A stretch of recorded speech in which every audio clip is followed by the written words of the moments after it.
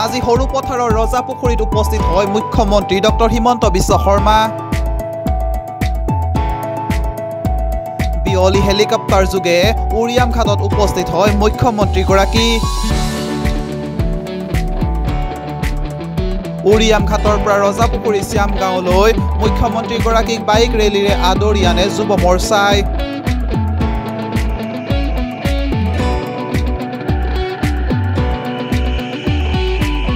ৰজাপুখুৰী শ্যামগাঁৱৰ বৌদ্ধ মন্দিৰত উপস্থিত হয় জনতাক সম্বোধি বক্তব্য ৰাখে মুখ্যমন্ত্ৰীগৰাকীয়ে।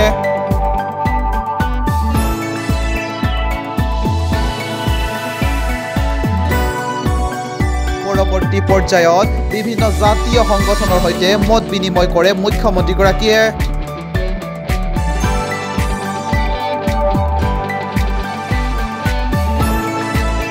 মুখ্যমন্ত্ৰীগৰাকীয়ে ৰজাপুখুৰী শ্যামগাঁৱৰ লোকসকলৰে চৰকাৰৰ কাম কাজ আৰু আঁচনি সম্পৰ্কে মত বিনিময় কৰাৰ লগতে গাঁওখনৰ 10গৰাকী জ্যেষ্ঠ নাগৰিকৰ সৈতে নিশাৰ আহাৰ গ্ৰহণ কৰিব।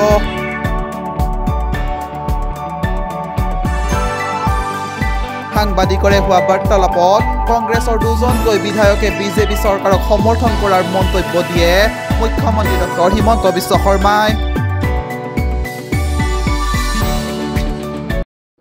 ৰাষ্ট্ৰীয় সভাপতি জে.পি. নাড্ডা ডাঙৰীয়াই আমাৰ সমগ্ৰ দেশতে ভাৰতীয় জনতা পাৰ্টিৰ কাৰ্যকৰ্তাসকলৰ বাবে গাঁও চলো অভিযান এটাৰ পৰিকল্পনা কৰিছিল। এই কাৰ্যসূচী অনুসৰি আমাৰ দলৰ কাৰ্যকৰ্তাসকলে কোনো এখন গাঁৱত নিশা কটাই ৰাইজৰ সুখ দুখৰ বুজ ল'বৰ বাবে চেষ্টা কৰে আৰু গাঁৱত আমি যোৱা 2014 চনৰ পিছত যিখিনি কাম কৰিলোঁ তাৰ এটা আমি অভিজ্ঞতা অৰ্জন কৰোঁ আৰু অহা দিনবিলাকত কি ধৰণৰ কাম কৰিলে গাঁওবাসীৰ সমস্যা সমাধান হ'ব তাৰ বিষয়েও আমি অভিজ্ঞতা আহৰণ কৰোঁ।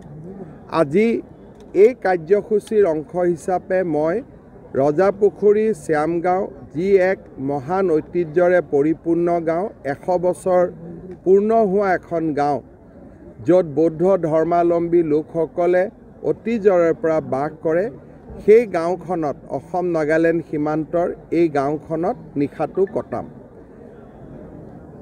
আমাৰ ৰাজ্য চৰকাৰে এটা সিদ্ধান্ত গ্ৰহণ কৰিছে যে বছৰত একোজন মন্ত্ৰীয়ে 7 দিন কোনোবা গাঁৱত গাঁৱৰ ৰাইজৰ লগত এনিশা কটাব লাগিব।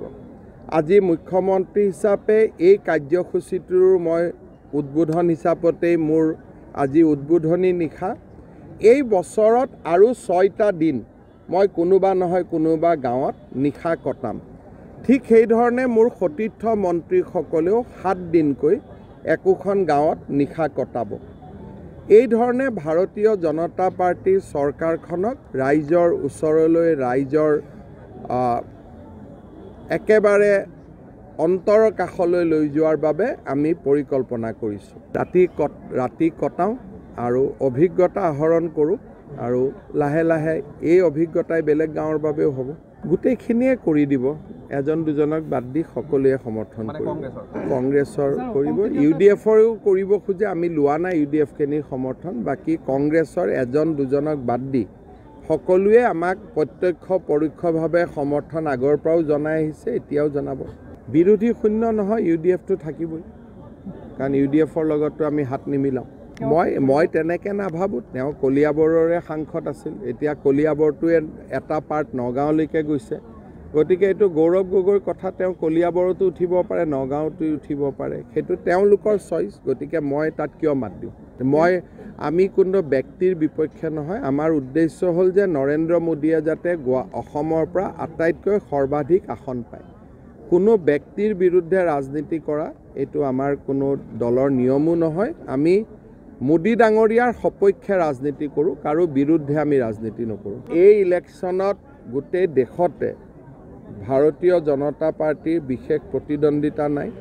মোদী ডাঙৰীয়াই ইতিমধ্যে সংসদতে কৈছে যে NDA 400 পাৰ কৰিব, বিজেপিয়ে 350 পাৰ কৰিব। গতিকে মই নাভাবোঁ এইবাৰ যিটো ভাৰতৰ নিৰ্বাচন, তাত বিৰোধী পক্ষই বিজেপিৰ লগত প্ৰতিদ্বন্দ্বিতা কৰাৰ পজিশ্যনত নাই কিন্তু আমি এই সময়ছোৱাত বিভিন্ন অভিজ্ঞতা আহৰণ কৰিছোঁ যাতে আমাৰ মেনিফেষ্টোখন ভাল হয় সংকল্প পত্ৰখন ভাল হয় ৰাইজে আঁকোৱালি লয় আৰু আমিও অনাগত 5 বছৰত এনে কিছুমান কাম কৰিব পাৰোঁ যি ভাৰতবৰ্ষখনক আগুৱাই লৈ যাব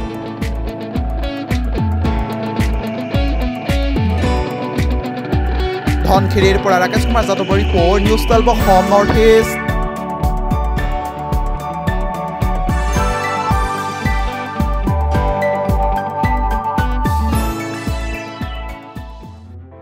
নিউজ 12 অসম নৰ্থ ইষ্ট যাত্ৰা আমাৰ অবিৰত সংকল্প অপ্ৰতিৰোধ্য